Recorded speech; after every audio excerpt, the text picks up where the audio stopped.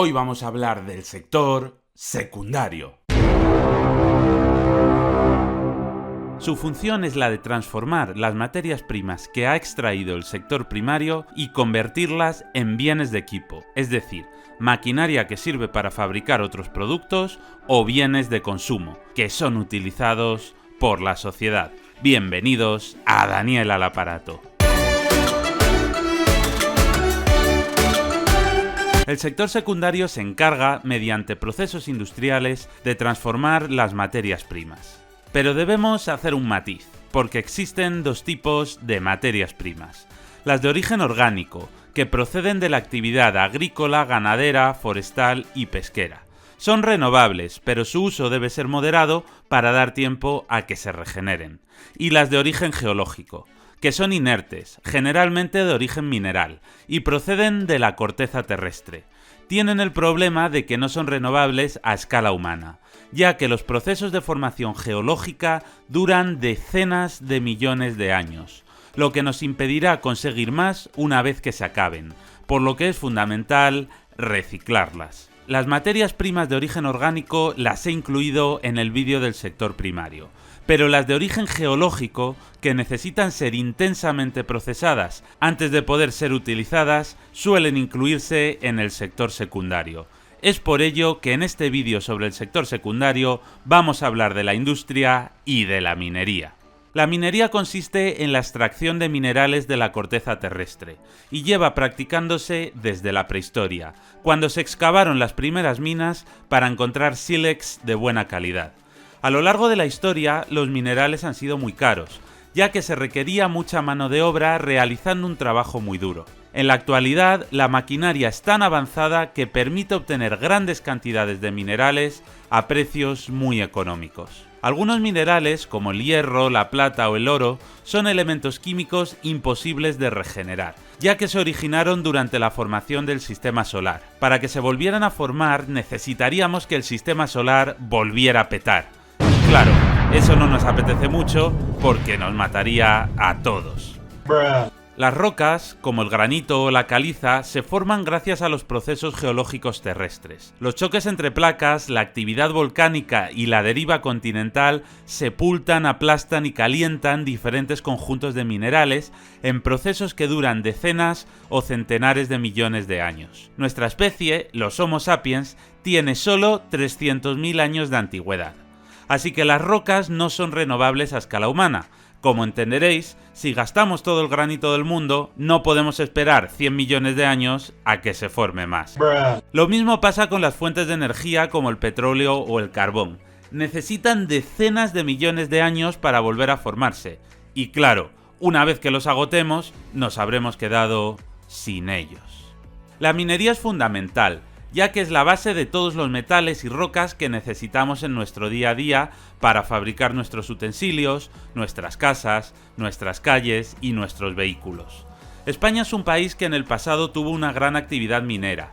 Ya los romanos se interesaron en conquistar Iberia por sus atractivas minas de plata, plomo y cobre, que llenaron las arcas de los emperadores romanos. Pero en la España de hoy en día la minería es mucho menos abundante. Tiene problemas de competitividad, sobre todo frente a las explotaciones mineras de los países subdesarrollados, que tienen menores costes en mano de obra y una mayor desregulación laboral, ambiental y fiscal.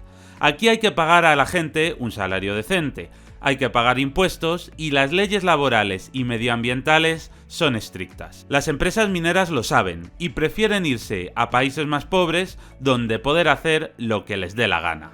Pero los problemas medioambientales son la mayor preocupación respecto a la minería, como las nubes de partículas en suspensión, que forman polvaredas que afectan a todos los pueblos vecinos. La destrucción de paisajes es otra gran preocupación. Las minas ya no son subterráneas, sino a cielo abierto, lo que genera un enorme impacto visual que no todo el mundo está dispuesto a aceptar. Y otro gran problema son las balsas de agua tóxica, que son el resultado del lavado de minerales. Aquí, en España, en 1998 reventó la balsa de lodos tóxicos de las minas de Aznalcóllar, contaminando una enorme superficie con metales pesados como el plomo, el arsénico, el zinc y el cadmio. Es por esto que cada vez hay menos minas en Europa y cada vez más en los países más pobres de otros continentes. Las fuentes de energía nos proporcionan la energía necesaria para calentar, iluminar y mover nuestra sociedad. Podemos subdividirlas en dos grupos. Las no renovables, que son aquellas que se agotan si hacemos un uso demasiado intenso de ellas, ya que no se regeneran en un plazo de tiempo a escala humana. Y las fuentes de energía renovables, que son aquellas que proceden de recursos inagotables, es decir, que sí se renuevan a escala humana.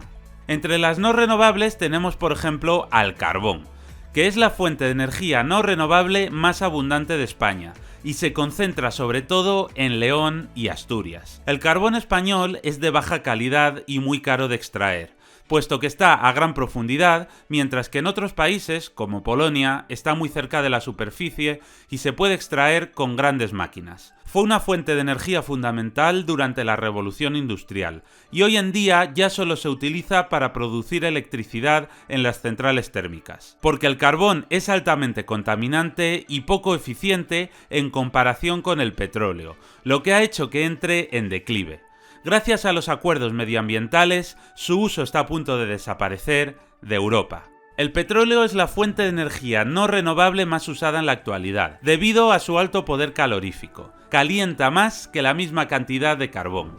Tiene una gran facilidad de transporte, ya que al ser líquido puede bombearse para su extracción y transporte, reduciendo mucho sus costes. Y tiene un precio moderado, ya que la automatización en la extracción y transporte hace que sea bastante barato. Pero es contaminante y no es renovable. España importa el 99% del petróleo que consume y, por desgracia, sustenta países con regímenes dictatoriales que viven gracias a la extracción de petróleo. Si el Acuerdo de París se cumple, para 2050 dejaremos de consumirlo como fuente de energía. El gas natural comenzó siendo un subproducto de la producción de petróleo y se acabó convirtiendo en una buena alternativa gracias a su facilidad de transporte y bajo precio. Es el gas que se ubica sobre las bolsas de petróleo y contamina menos que el mismo petróleo o que el carbón. Ha sido muy utilizado hasta la actualidad, pero le pasa lo mismo que al crudo. Aunque contamine menos, contamina y no es renovable. Previsiblemente su fin irá asociado al del petróleo. La energía nuclear no emite gases de efecto invernadero, pero produce residuos radiactivos que durarán miles de años. En España hay 5 centrales nucleares, pero no se prevé construir más. Si no se cuenta la gestión de los residuos, es una energía muy barata y bastante segura. Contabilizando únicamente la producción, sale más barato producir 1 megavatio con energía nuclear que con cualquier otra. Pero el problema es la gestión de los residuos, que a largo plazo es insostenible, y la posibilidad de fugas o accidentes nucleares, como pasó en Chernóbil o en Fukushima. Los residuos deben ser almacenados, tratados y conservados durante centenares o incluso miles de años, y los defensores de la energía nuclear nunca los contabilizan. Como hemos empezado a producir energía nuclear hace apenas 70 años, estos gastos aún son muy pequeños. Pero, ¿cuánto tendremos que gastarnos después de haber acumulado, por ejemplo, 500 años de energía nuclear? Es una estrategia insostenible, que consiste en crearle un problema económico colosal a las generaciones futuras, que tendrán que seguir lidiando con estos residuos aunque ellos hayan cerrado sus centrales nucleares. La alternativa sería la energía nuclear de fusión, que no produciría residuos radiactivos, pero hasta ahora no ha logrado desarrollarse exitosamente. De conseguirlo sería un hito fundamental en nuestra historia, y tenemos que seguir investigando en ella. Como fuentes de energía renovables tenemos por ejemplo a la hidráulica, que consiste en la generación de electricidad mediante saltos de agua en presas. En España tiene una gran importancia, aunque sus principales inconvenientes son que fragmentan los ríos, impidiendo la migración de los peces, y que los sedimentos acaban acumulándose junto al muro de la presa, impidiendo el transporte de nutrientes río abajo. Y tras años de acumulación de arena, las presas tienen cada vez menos capacidad, hasta que llega el momento en el que se colmatan y dejan de ser útiles. La energía eólica usa la fuerza del viento, que se aprovecha mediante grandes aerogeneradores que multiplican los giros de sus aspas para producir electricidad. Sus principales inconvenientes son dos: que el viento no es 100% fiable, por lo que cuando no hay viento no hay electricidad, y su alto impacto visual, aunque la verdad, a mí me encantan. Creo que quedan preciosos. Y este tipo de energía es muy importante actualmente en España. La energía mareomotriz aprovecha la energía de las olas para producir electricidad. Hay varios tipos, pero todavía no se ha desarrollado lo suficiente, pero podría tener mucho potencial en regiones costeras. La energía geotérmica aprovecha el calor del interior de la Tierra para producir electricidad. En Islandia, una zona muy volcánica, hacen profundas perforaciones, por donde introducen tuberías de agua, que se calientan con las altas temperaturas de la corteza y se forma vapor, que es utilizado para producir electricidad. En España es muy poco aprovechable, salvo en Canarias, que es una zona geológicamente muy activa. Con la biomasa también se puede generar electricidad, especialmente tras la combustión de la materia orgánica. En realidad, esto encierra un gran problema, puesto que se está tendiendo a realizar cultivos específicos, como la colza o la soja, destinados a producir biocombustibles, que son sustitutos del petróleo. Pero esto se está haciendo a costa de deforestar masas forestales. O hablando claro, nos estamos dedicando a talar la Amazonia para sembrar soja y colza y producir biocombustibles con sus semillas. La verdad es que no suena muy inteligente. Considerar esto una estrategia verde es un timo, y detrás de ella están grandes empresas agrícolas interesadas en forrarse a costa de deforestar y cultivar en la Amazonia. Los biocombustibles no deben realizarse con cultivos, sino que deben limitarse a la combustión de basura, restos agrícolas o forestales. La energía solar tiene dos tipos. Puede ser térmica, con placas solares en las que pasan tubos que calientan el agua para un uso doméstico, o fotovoltaica, que es capaz de producir electricidad. Su mayor inconveniente es que de noche no funcionan y que en los días nublados su rendimiento disminuye mucho. Pero en un futuro, si casi todos los edificios modernos que tienen tejados planos instalaran paneles solares, probablemente tendríamos casi todas nuestras necesidades energéticas cubiertas. Dado que todas las energías renovables tienen inconvenientes, es necesario diseñar un mix eléctrico y no confiarlo todo a una única fuente. La tecnología actual permite que se pueda prever el tiempo atmosférico y se puedan calcular las horquillas de rendimiento de cada fuente de energía y combinarlas todas para garantizar siempre el 100% de la demanda. La industria es la actividad que tiene por objeto el transformar las materias primas en productos, ya sean bienes de equipo o de consumo. Hasta el comienzo de la revolución industrial en la Inglaterra del siglo XVIII, el mundo vivía con una economía rural y usando fuentes de energía renovables como el viento, los ríos o la fuerza humana y animal. La revolución industrial lo cambió todo. Se empezó a usar carbón mineral, se inventó la máquina de vapor, y se crearon máquinas y sistemas de producción que permitieron mecanizar la industria, haciéndola mucho más eficiente y multiplicando la producción, la velocidad y reduciendo los costes. Si quieres ver en detalle qué pasó durante la primera revolución industrial, tengo un vídeo que te va a dejar locker. Si quieres verlo, pincha aquí. En la actualidad existen multitud de tipos de industrias, y generalmente se puede dividir en dos tipos principales. La industria pesada trabaja con grandes cantidades de materia prima en bruto, que transforma en bienes intermedios. Algunos ejemplos serían la industria siderúrgica, la química, la petrolífera o la cementera, que cogen la materia prima recién extraída y la convierten en productos elaborados, como las planchas de acero, productos químicos preparados, plásticos o materiales de construcción. Este tipo de industrias consumen una gran cantidad de energía, ya que deben fundir los materiales a altísimas temperaturas y producen desechos que causan grandes daños al medio ambiente. El endurecimiento de las leyes medioambientales ha hecho que la mayor parte de estas industrias se hayan trasladado a países subdesarrollados, lo que, en lugar de solucionar el problema, únicamente lo ha cambiado de lugar. La industria ligera trabaja con materias primas que ha elaborado la industria pesada y se enfoca principalmente en la manufactura de bienes de menor tamaño, orientados a los consumidores finales. Es decir, transformarían las planchas de acero en tenedores, el caucho en zapatos o los plásticos en juguetes. Al trabajar con materias primas elaboradas y puras, contaminan menos y sus residuos se pueden reciclar más fácilmente, lo que hace que le perjudiquen menos las leyes medioambientales, y no toda esta industria se haya trasladado a otras zonas del mundo. Existen multitud de industrias, como la farmacéutica, la textil, la automovilística, la alimentaria, la armamentística, la informática, la aeroespacial o la juguetera.